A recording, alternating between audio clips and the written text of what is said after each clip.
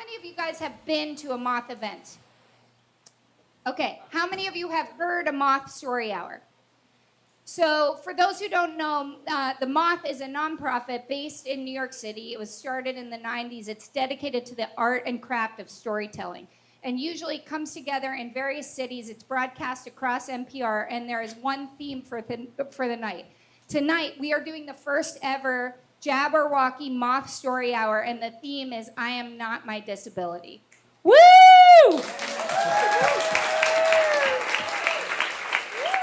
As background, this format was inspired by the fact that, one, we love the moth. Those who know it love it. Two, I'm actually doing a series just like this in Silicon Valley, in and around California and across the country, on the topic of discrimination, mostly related to gender and racial discrimination in technology, which is a hot topic, especially in the newspaper as of yesterday, but has been throughout.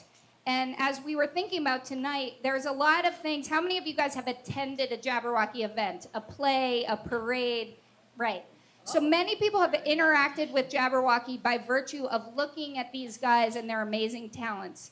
But very few, unless you've had the chance to work at Jabberwocky, or if you have really gotten to know the depth of everybody's story there.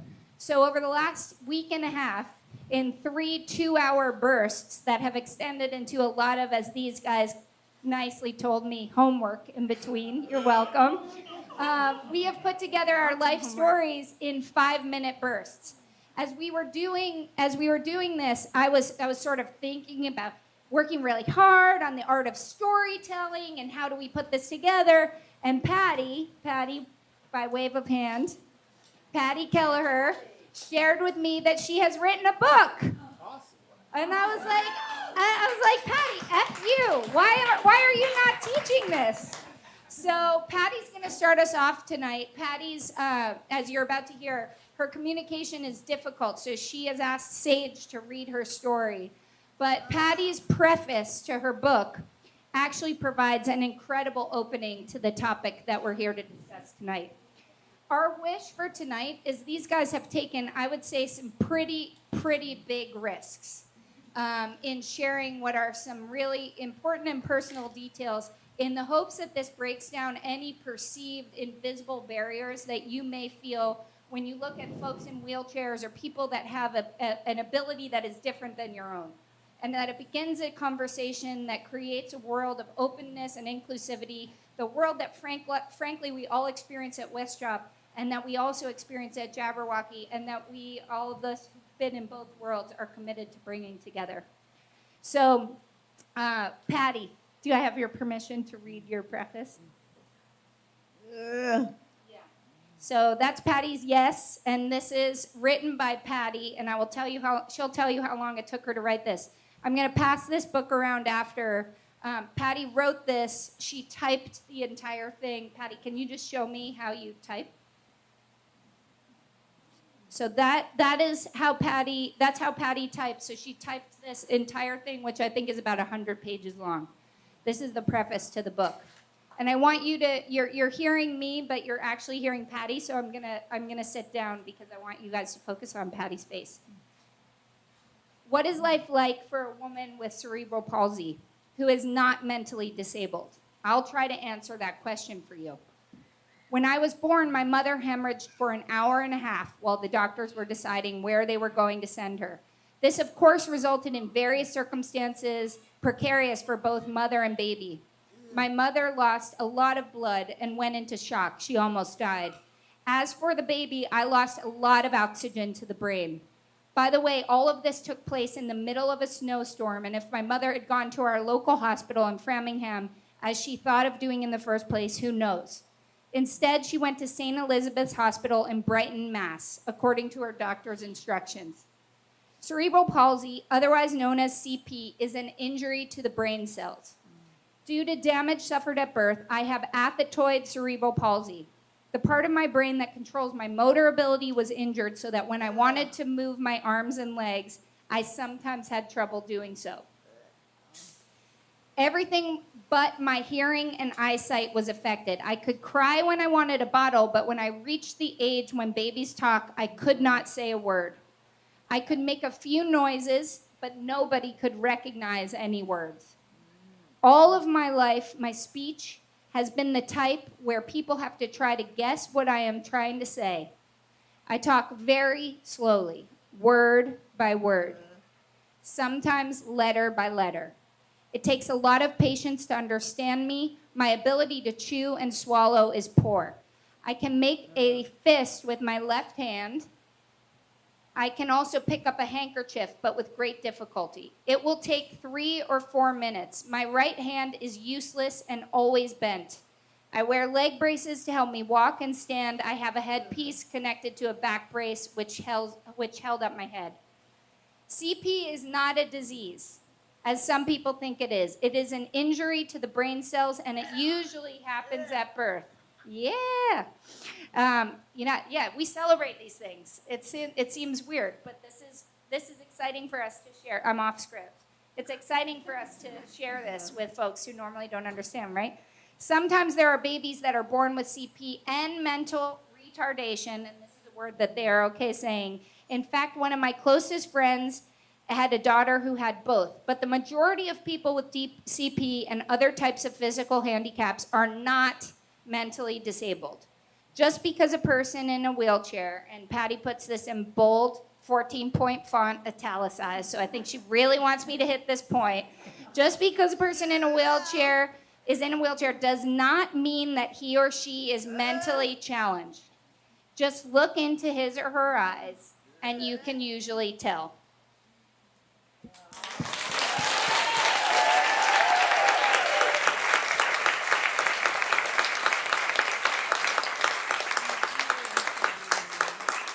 So that's the opening to Patty's book, and Sage, Patty's counselor, will be reading from chapter 1 of the book called Seeds.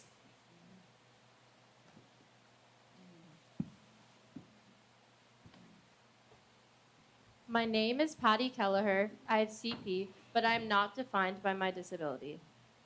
Chapter 1, Seeds. I'm the fifth of 6 children, 3 sons and 3 daughters. We had our fights, but we also had our good times. We grew up in a great big 9-room house in Framingham, Massachusetts. We are a really loving family. My parents were strict with us as we grew up. We had leaf fights in the woods and water fights. One Saturday, when my parents left all of us children alone, we called our neighborhood friends for a big, huge water fight.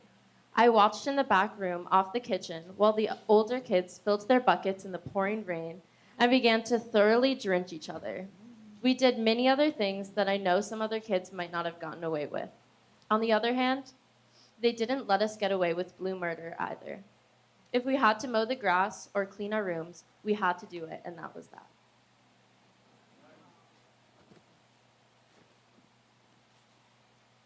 My father, Albert. Daddy had a sarcastic sense of humor. He was very stubborn, but tried to show patience with me. He was also strict. When my brothers got older, they appreciated that fact because it made them better people. If my brothers had to cut the lawn, they had to do it whether they wanted to or not. My father worked very hard every day. He did marketing management for 15 years at Raytheon and then at a small consulting firm. He retired at age 60. My dad was also a concert pianist. My parents enjoyed playing cards, and they were always joking around. And Daddy made me watch almost every Red Sox game. For my 40th birthday party, my parents dressed up as teeny boppers. Daddy wore a shirt that said spring break and a red curly wig. My mother wore a black wig and a bright flowered shirt. The death of my father in 1993 was a painful shock. In the middle of August, he was feeling awful.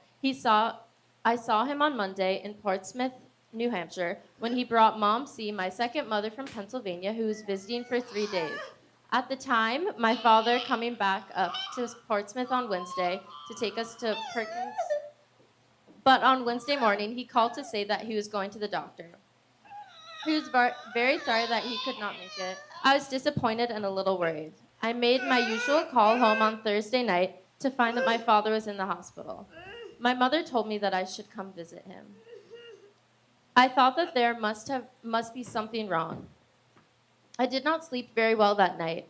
Friday morning, my brother David came by to take me to the hospital. My mother, my sister Mary, and her kids and I went into my father's room to see him.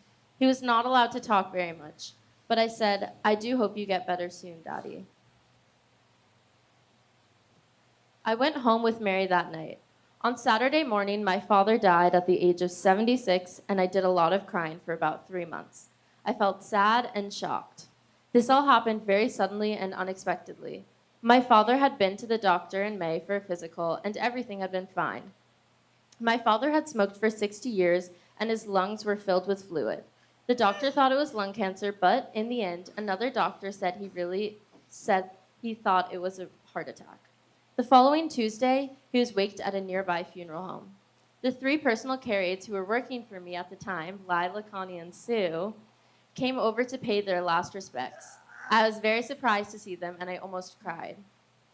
The funeral was the next day. There were a lot of people there with many flowers and bouquets. My father was a very well-liked man.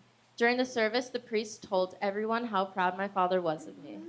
After the funeral, my sister put me in Uncle Bob's car, and while she was putting my wheelchair in the trunk, I felt a tap on my shoulder.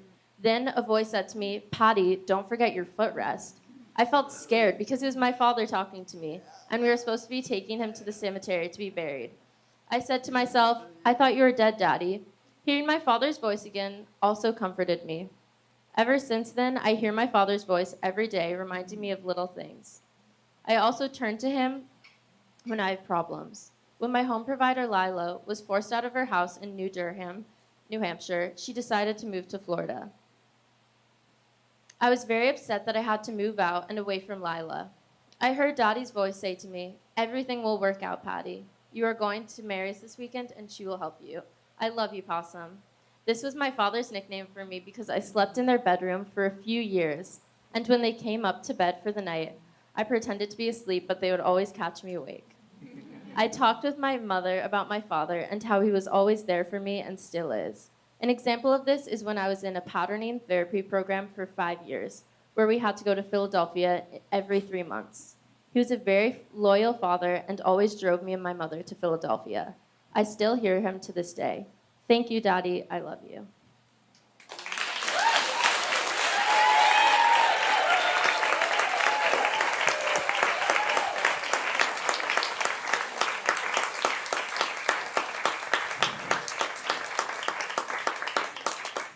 So you can appreciate how intimidating it was when trying to teach a storytelling class, and that story was just off the shelf. There we go.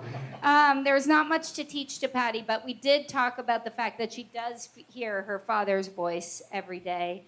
And she got emotional while we were first reading that. And we talked a lot about, I lost my brother in March, and how grief is something that you experience really deeply, and that she experiences it obviously so physically is not a sign she doesn't want to talk about her father. It's actually a sign that she's remembering him and all that he did for her. So Patty, thank you so much for sharing that. Woo! And thank you Sage for reading. All right, to Myles of Smiles. Myles Braun husband. He is reading from his story, The Shelter. Myles has been going, as has Patty, to Camp Jabberwocky for 10 years. Myles. My name is Myles. I have cerebral palsy, but I'm not defined by my disability.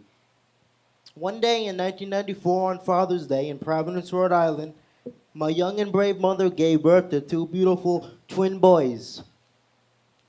Unfortunately, both of the twin boys were diagnosed with 2 different disabilities that would hinder them for the rest of their lives. I was confined to a chair, and my brother had autism. And even so, my family never gave up and treated us with love.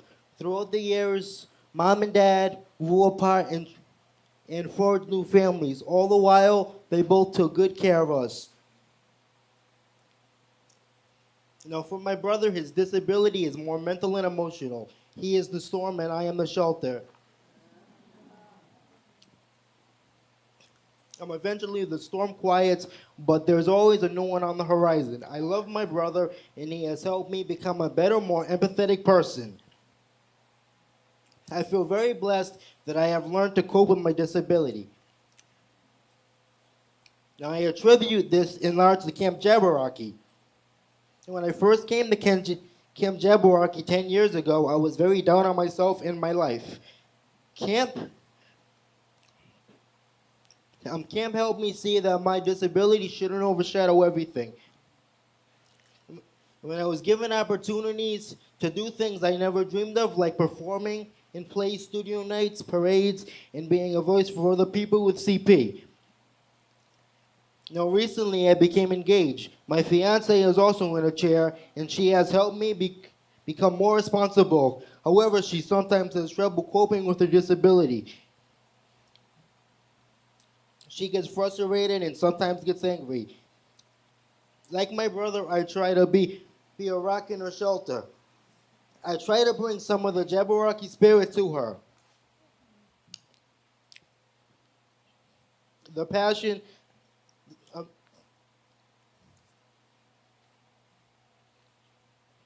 Thank you very much. Sorry, I'll continue. Now, the passion I have developed in life is to be a mentor and help others with disabilities. I want to help them accept and cope with their challenges to live fuller life. I also want to be the voice for people with disabilities in my community. Thank you.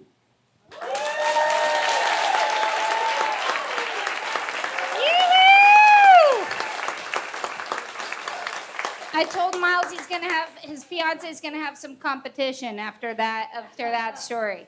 And Patty's making her move right now. Go for it, Patty. All right, Peter O'Hara, reading from The Outsider. On the panel, Peter's our longest tenured, he'd like me to say tenured, not oldest, panelist, who's been going to Jabberwocky the longest, 44 years.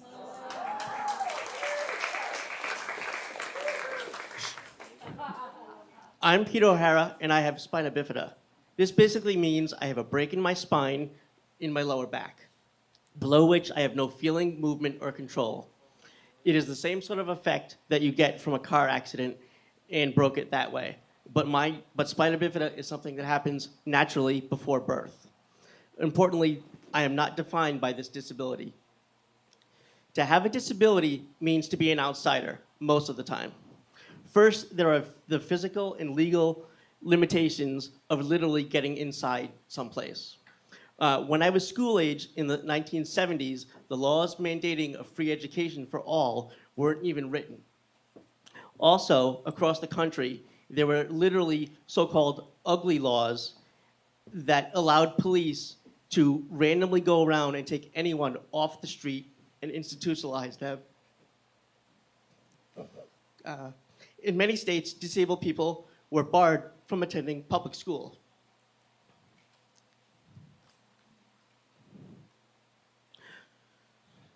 Across this backdrop, my parents fought the city of Cranston, Rhode Island, to enable me to attend public school. They won, and I entered Woodridge Elementary, a 30-minute bus ride across town at age 6. Note, there was a school 2 blocks from my house, but it was on multiple levels with no wheelchair access, so that was not an option. Woodridge was on 1 level, but they still had to build a ramp for me to literally get inside the building in from the back parking lot. An old crickety ramp. And when I started, there was no ramp to go down the multiple flights of stairs that allowed people to go out to the playground for recess.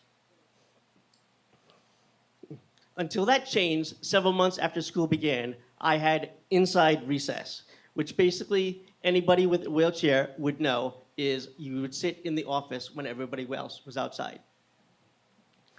Over time, the laws changed. I went on to attend the Community College of Rhode Island and the University of Rhode Island. It was not a perfectly smooth ride, and I took some time off from CCRI after playing too much gin, rummy, and took another break from URI after drinking too much gin. Despite these difficulties, I earned an associate's in computer programming and a bachelor's of science in consumer affairs from each university, respectively. Second, there are limitations in a workplace. where often the rules are impossible to fully comply with for people with disabilities. For 9 years, I worked at a MetLife call center. As you likely know, one's work in this environment is measured in part by timing of each interaction on the phone. Everything else about your day is also timed. When you start, how long your breaks are, when you take lunch, when you stop working. Our only block of unscheduled time was ironically also timed. We had 20 minutes of free time to do anything we wished. I was allowed 2 concessions when I was hired. One, I was allowed to have a set, unchanging start and stop time, no revolving shifts. And 2, unlimited bathroom breaks. This system worked relatively well for 8 years, where I met expectations minus the occasional clerical error of forgetting to log off for my shift or failing to send an important document. After the economic troubles of 2008, the company was looking for ways to improve their bottom line. What that translated to for those of us on the phone, do the same amount of work, but do it faster. Remember those mistakes I mentioned earlier? They increased greatly the faster I tried to go. I tried to get an ADA exception that would allow me to have extended time in each call, since I could actually do the work, but I just needed a little bit more time to do it. To get this exception, I needed documentation from several doctors. The documents took too long, and after several warnings, I was let go. The reason given was I was 52 seconds over the time required to finish my work.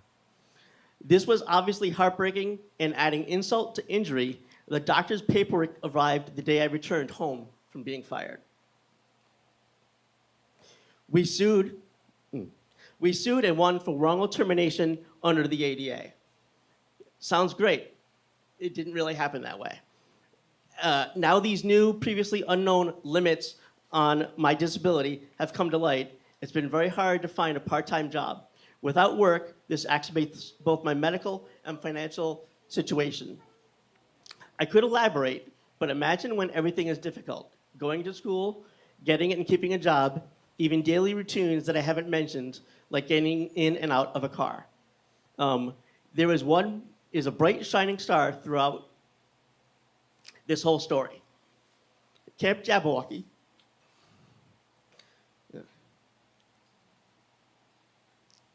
A small camp for people with disabilities just down the street that I have been attending to for 44 years, give or take a few surgeries or other inconveniences. It takes up to 35 campers for each of 2 sessions lasting up to a month. It is a place where all the above troubles just don't exist. If a camper wants to do something that others with a lesser disability are doing, a way is found to make it happen. It is a place. I'm all right. You're distracting me. It is a place where I can be fully.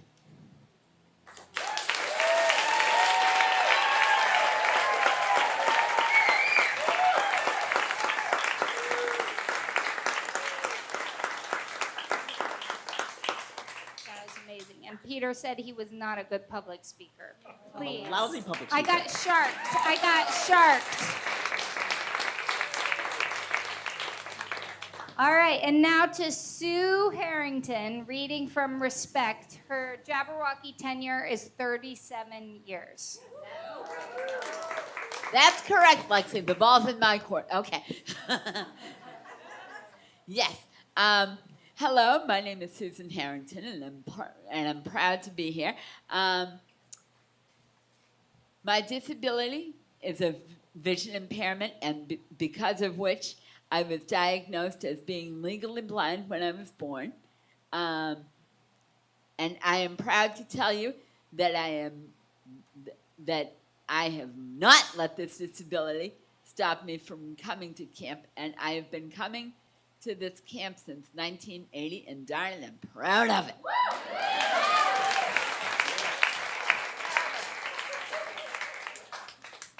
School was difficult because it was hard for me to see what I was doing, and it was hard to see the blackboard because I had to sit 4 rows back. Yeah, it was hard. It was hard to make friends because they were really, they really had to. They really made fun of my disability. So it really made it hard for me to make contact with anybody. But there was one person who, not until 5th grade, did I make one friend who made it. My friend Donna Scannell was my kind of savior, and her name was Donna Scannell. She was patient, respectful, and very caring, and she was my saving grace, as it were. And then I had, in junior high school, 7th grade, I had my resource room teacher, Mrs. Ursula Leahy, and Ursula was my Camp Jabberwocky connection. And this is how I found out about Camp Jabberwocky, and I've been coming since 1980.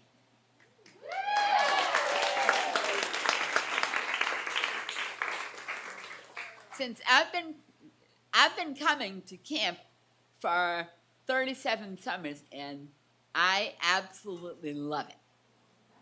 And now I'm gonna perform. Respect for You. What you want, baby? I got it. What you need? You know I got it. All I'm asking is for a little respect. Just a little bit. Just a little bit.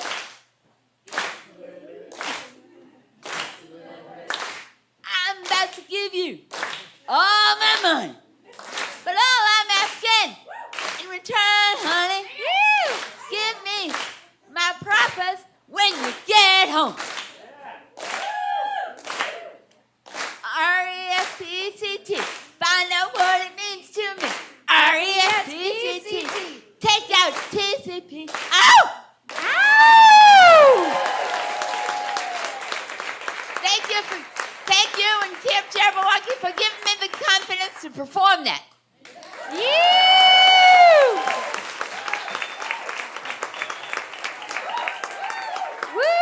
So a couple things, and major thanks to Allie, who was whispering from behind there.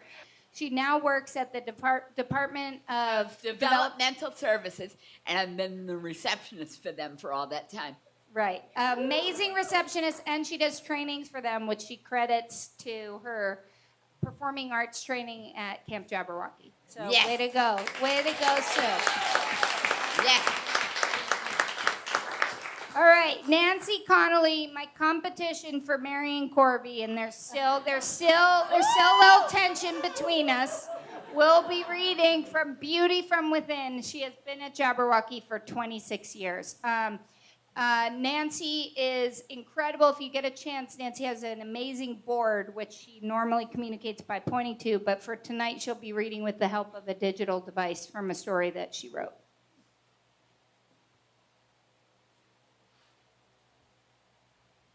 Hi, my name is Nancy Connolly and I have cerebral palsy. I am not defined by my disability. I live in Nashua, New Hampshire with my parents who started my adoption process when I was 3 weeks old. My parents were overjoyed with happiness and love when they brought me home. And for the first year of my life I was like any other typical baby. I crawled and slowly advanced to walking with help.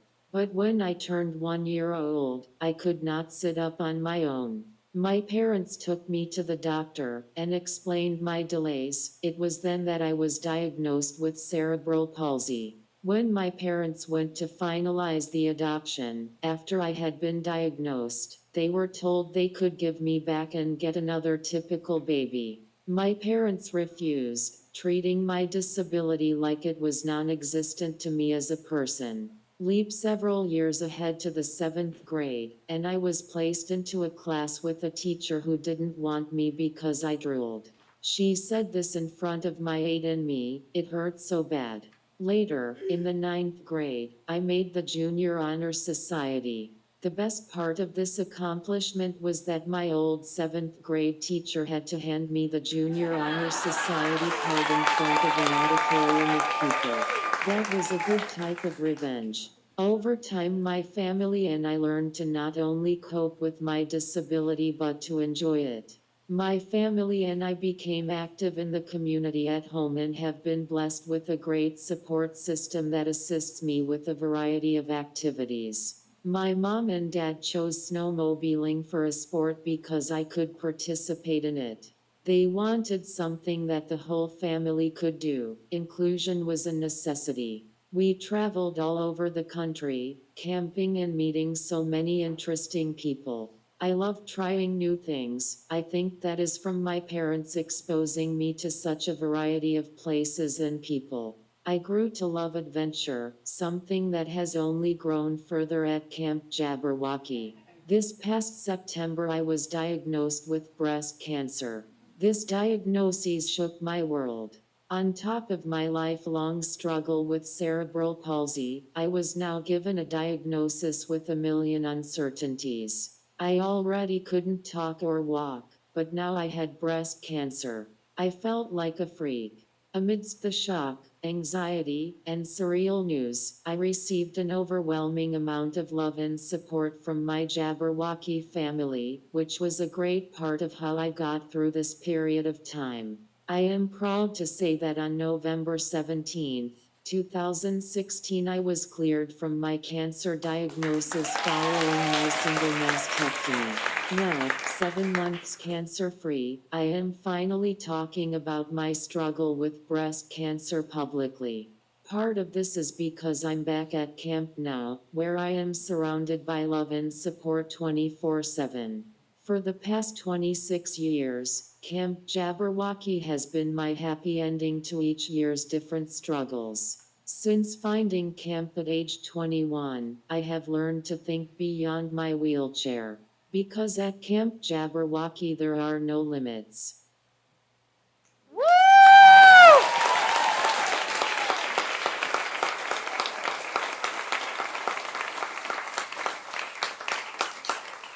So I just have to share this about Nancy. So Nancy, as she said, got cancer this year, and she started. The only thing that Nancy asked for was, could you please post something positive? She didn't even tell this to people as, I have cancer. Could you do the following? She said, I'm starting a Facebook page called Positive Notes and Good Thoughts. And sorry, Liz, I'm projecting whomever messaged you. This is the page that Nancy started, and all she asked for was, can you please post positive notes and good thoughts? And when we did that, which was a pretty minor thing, posting Facebook, Nancy's expression of gratitude for those posts was just something that was unbelievable. So I just wanted to share, Nancy, you thank all of us for the support we gave you, but I think you shared with us something that gave us more in life than you can ever imagine. So thanks, Nancy.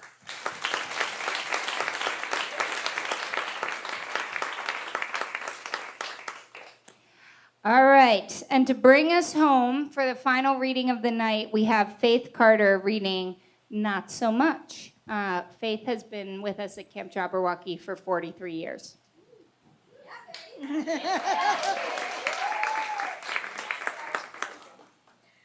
Hi, my name is Faith. My disability is CP, but I am not defined by my disability. On July 5th, I turned 49. That day, I had outlived myself by 48 years, 363 days.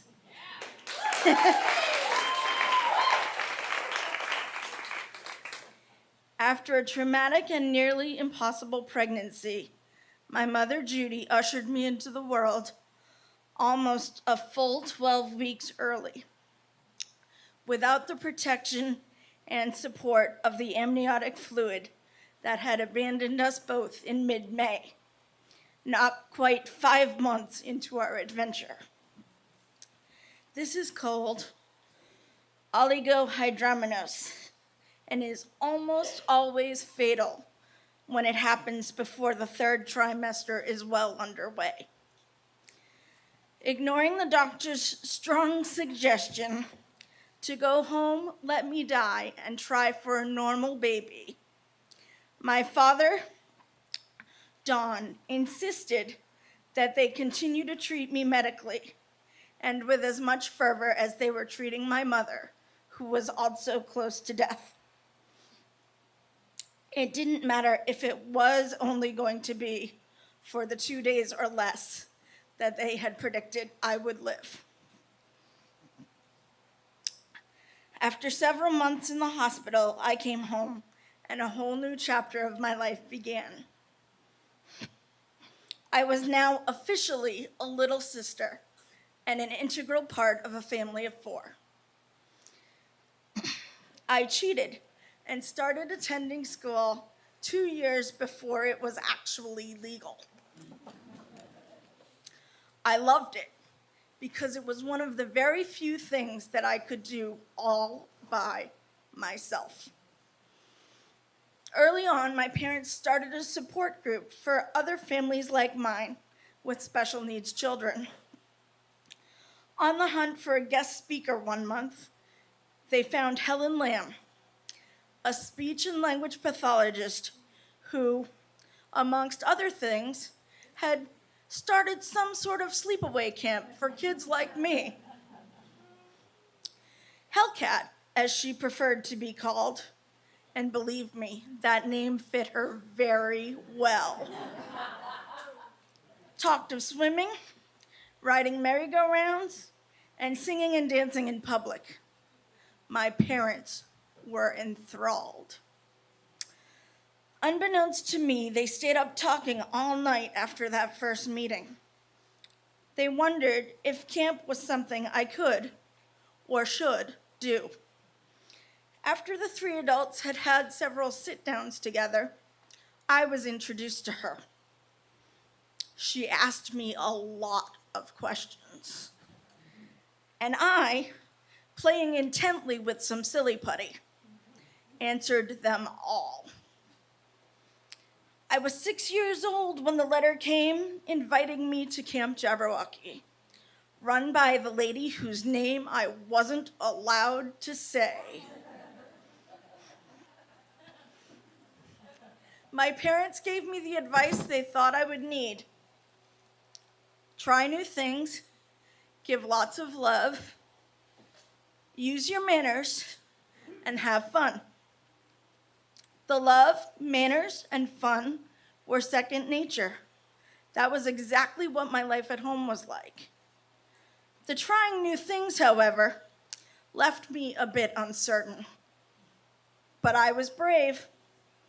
I played kickball, I swam in the ocean, I rode horses, and I celebrated my 7th birthday.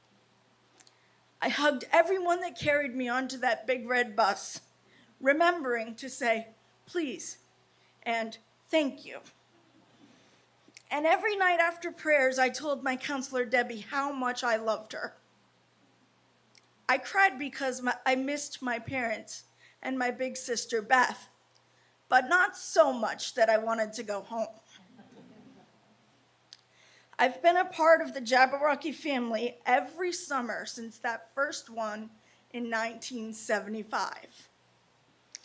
God, my parents, and the work of Helen Lamb's vision have all helped to shape me into who I am and who I continue to become. What's the draw? Too many things to name here, really. One big one, though. When I got to Jabberwocky, they looked at my leg braces, my walker, my night casts, and my wheelchair. Of course they did. How could they not? But what they saw was my brain and my heart. These things work really well. The rest of this, not so much, really. That matters to a lot of people, unfortunately. They see my body, but they don't know how to see who I truly am. That's not like Jabberwocky, though. There, we all work together, year after year, to slay the Jabberwock. And we bring a little piece of that victory back home with us into society, if only they will take the time to notice.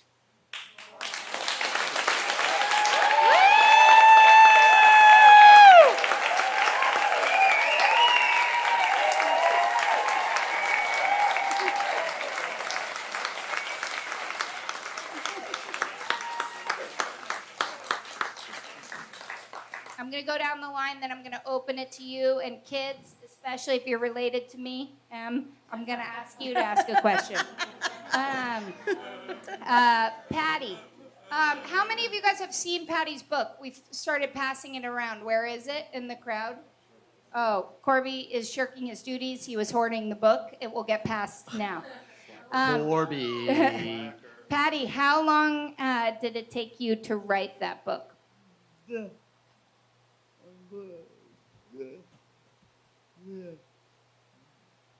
About 20 years. It took her about 20 years to write the book. It's weird because she's 21, so that's weird. So perseverance and grit, Patty Kelleher defines it. Myles, one question that I think would benefit everybody, especially some of the younger people in the audience. How do you like it when strangers who don't know you, how do you like it when they approach you? And what are some things you don't like when folks who don't know you, how they interact with you? Well, I would like people to approach me in a way where they don't talk down to me. They talk to me like I'm just like a regular person like them. And when they don't, it angers me. But I'd rather have them talk to me like I'm like somebody else, just like one of them. I have no disability when you talk to me. Right. Yeah. Yeah. And Nancy, you had something to add on this point, I think. I find that kids interact with me better than adults and or their parents, because they have no judgment of a person with a disability, and sometimes they ask questions that embarrass adults. Right. So Nancy and I have talked a lot about this over the years, as Corby and I have had kids, and Scout and Sage especially Scout early went up to Nancy and asked her a lot of pointed questions. Why are you drooling? Why do you have that board? Why are you in that wheelchair? And Nancy actually loves to answer those questions. I mean, she would rather that because it gets it away out of it, and then you define her not by those things because you realize how hilarious she is. If you need to know how hilarious she is, just friend her on Facebook because she has an acerbic wit, this one. Faith, do you want to add anything to this question? Because I think, again, how you, like do's and don'ts for how people approach you. No head patting. Yeah. We are not lap dogs. Volume. I actually really just like to look people in the eye because that will tell me right away where we're going to go with this. We're either going to have a decent conversation or you're going to run. Or the other pet peeve is speaking really loudly. Oh, yeah. Yeah, so these guys would be the first to say, like, please don't speak loudly to them because they're not deaf. But that's a tendency, and it's totally understandable. It's unnecessary. Okay, Peter, you have been coming to the island with Jabberwocky for 44 years, and one of the fun things about Jabberwocky is it interacts a lot with folks on the island and different small business owners. So tell me about one of your favorite connections to an islander or an island establishment. Just the other day, half of the camp went on the Skipper, which is a fishing boat out of Oak Bluffs. And I was talking to the captain of the boat, And it turns out that he's owned that boat for 30 years. And before that boat, he was the first mate on the Ranger, which was the first boat that I had been on going to fishing with Camp Jabberwocky. So I've known that man for my entire time at camp. Wow. And that sense of community is crucial to our continued experiences every summer, that connection. Oh, that's awesome, Peter. The Jabberwocky blog, which Liza and Sully and the counselors have put together, is really amazing. You can see day by day what they're doing, and there's a great picture of Peter fishing on the blog. Sue, Aretha Harrington, can you tell us what's your favorite band? My favorite music band, when I'm not, my favorite music band, well, I have a couple of them, but I'd say number one, it has to be Green Day because they are, they are top of the list now. Green Day. Green Day. Rock on, says Hannah. All right, Nancy. Nance, can you tell me your favorite story about a West Chop counselor? Could be Gus, he's in the back. Could be Jackson, he's not here. Could be Corby, anybody. Keep it. When Corby tricked me by dipping my sushi in wasabi and making me eat it. Needless to say, my mouth was on fire. When Corb dipped her sushi in wasabi. Too much wasabi. Corb says they play a lot of pranks. Don't think of him poorly as a result. And Nance, thanks for keeping it G-rated for the audience. And then Faith, you said at the end of the story that we come together every summer to slay the Jabberwocks. What's a Jabberwock? Well, I think personally that a Jabberwock is anything that holds you back from living your fullest life. So every summer it could be something different for every person. One summer it could be, you're having shaky self-confidence. Or one summer, you're not as physically strong. Or something like that. So the Jabberwock, depending on where you are in certain stages of your life, could be the same for a couple of years, could be different. But I really think it is something that holds you back from living your fullest life. Woo! Thanks, Faith. Let's take a couple from the audience. Yes. Just introduce yourself if you don't mind. My name is Robin, and I have had a child at Jabberwocky. He also has cerebral palsy. A lot of people out of kindness will say things like, God only gives you what you can handle. Everything happens for a reason. So when people say that to you, what do you think?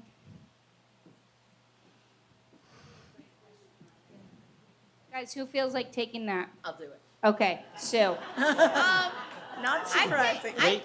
I think everybody's going to want to have something to say about that. So we'll start with Sue and Myles to you. I think it's, in the Jabberwocky sense, I think it's a very well put question because there's a lot of love felt for each other here at camp. Thanks, Sue.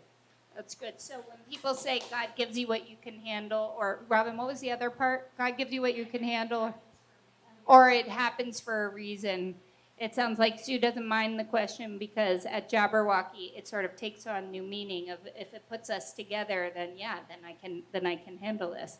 I'm elaborating a little bit, which is what we did in storytelling class. We just pulled it out. Myles, what would you say?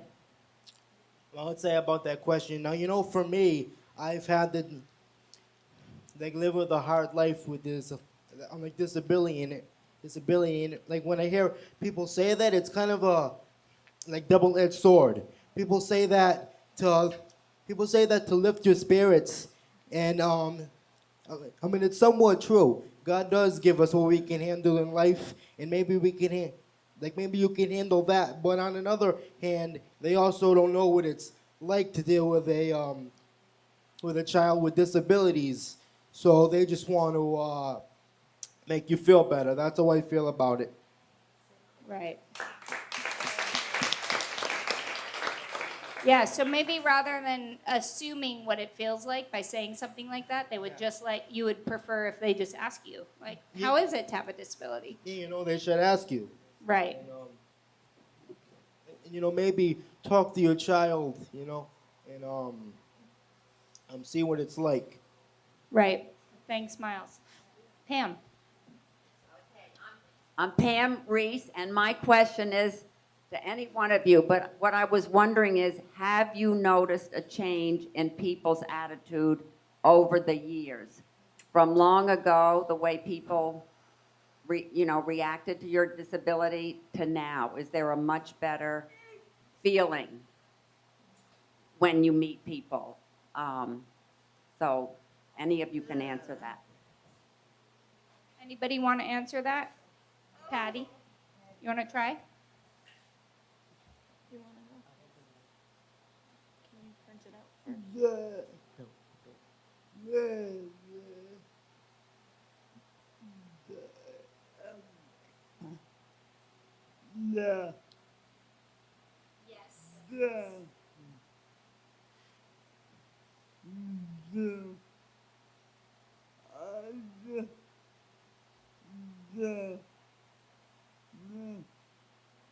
I definitely. I can't see her, so I can't.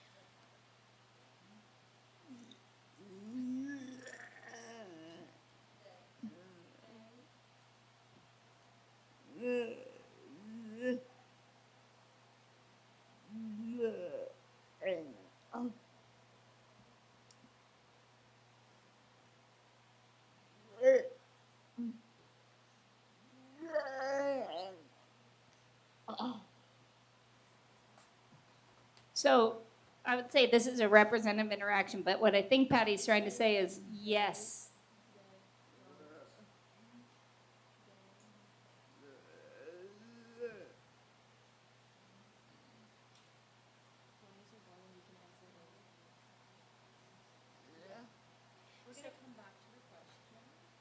Just saying they're going to come back to the question. But what I believe Patty is saying by virtue of the fact that we established what Patty and I most understand between each other is when she says yes or no.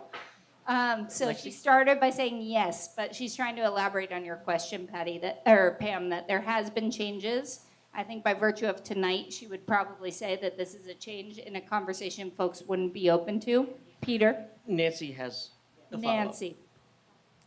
Nancy has a follow-up. Are you ready?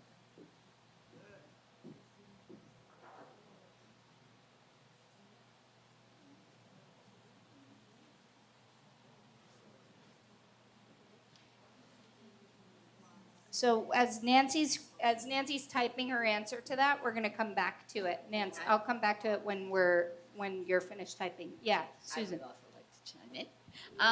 I think that, as I've given trainings on voting and different subjects and self-advocacy and all that, I think it's been important to do that because people have been able to chime in and say, that the trainings you've done have been important and I've gained a lot of experience from it. So I've developed a lot of experience on self-advocacy and the different subjects.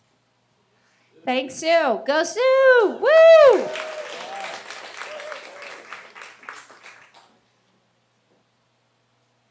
All right, we're still writing. This is going to be a good answer. We're coming back to it.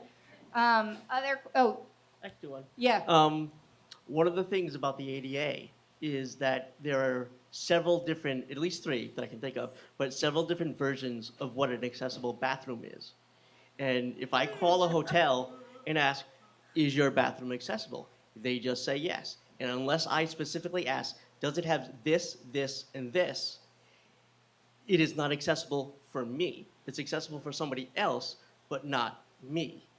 So you always have to ask those added-on questions Very for your specific specifically. your specific situation. Very specific. So they're understanding they built their bathroom and made it accessible, but they didn't, and they might actually all be the same type of bathroom in however many stalls that they need to do it for, but they need to do separate ones. They don't think to do separate ones.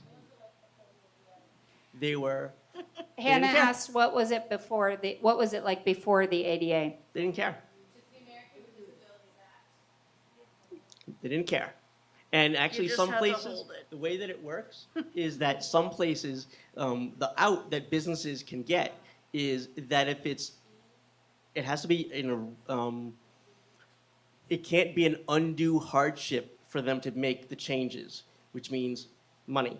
So if they cannot do it because of their financial restrictions on whatever, they don't have to make that change.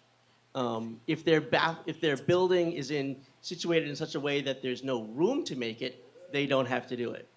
They don't have to put in a ramp if it's close to the sidewalk. They don't have to put in bathroom if there's only a certain footprint for the building. They don't have to do it. So I think any of these guys, but Peter definitely, as we were looking up those ugly laws that he talked about, where it was not just disabled people who were barred from attending schools, but if you were unsightly in any other manner. I mean, the laws are really brutally written in the 1960s and 70s. So he knows a lot about how the legality of disabilities has developed over the years. Nancy, we wanted to come back to you with respect to how has this evolved over the years. Pam's question. Yeah, I notice it with my niece's generation. Sometimes when people take the time to talk to me, the light bulb goes off and they realize that I am like them. What I love about this, yeah, that's it.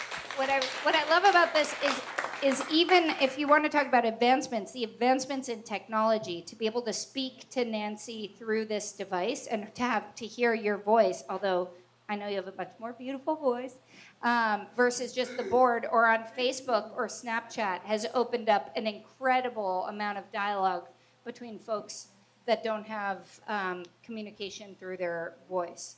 Let's take 3 more questions from the audience. Anybody? Oh, Patty's got her answer. Okay, I'm getting a lot of direction. I appreciate the stage direction from this crowd. Patty said something similar to what Nancy was saying. She said they really take their time. They really take their time, right? So people are becoming more patient over time, and especially at JAB, I would imagine. Patty, can we show your board so we can share how you communicate? Yeah? Yeah, she's saying yes. See, there we are on lock. We've got that down. And Hannah, do you want to share how this board was created, or Sage?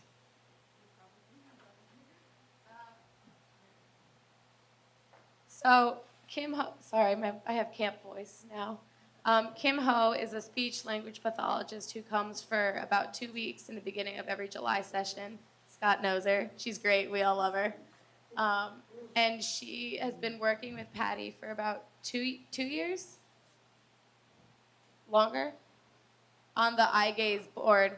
So basically, it's a more portable version of the newer technology that Lexi was talking about, and you can hold it up in front of Patty. And there's other campers that use similar kind of strategies.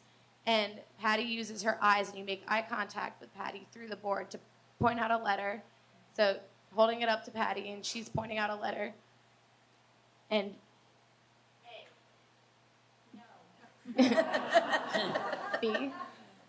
B. So it's a lot of guesswork. And there's different styles that can make it easier, but you basically move the board around until you make eye contact with Patty through a letter. And it helps to write it down, because the worst is when you get halfway through a word or a sentence and you forget where you were. It's not the best, but it's a really easy and portable way to work on communication. All right, thanks. Thanks, Patty. Next question. You want to introduce yourself?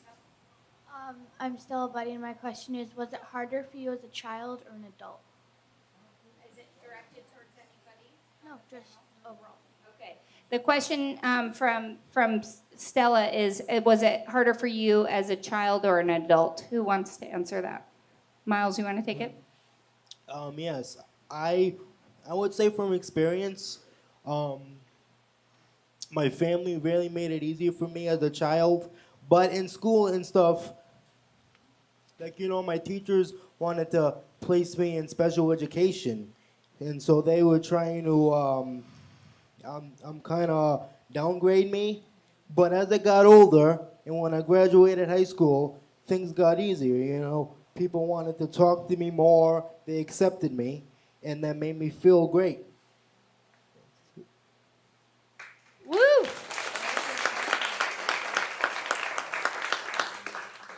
I'm Emily Fortenbaugh, and my question is to Myles. Does your brother go to Camp Jabberwocky or any other camp? No, unfortunately, he does not. He sometimes he gets very aggressive, and he's not able to come because of it. But I talk to him almost every day here, so it's like I'm not gone. Yeah, that's great. All right. I think we will leave it. The campers will be around hanging out. It's been a long night for them. I want to thank you guys so much.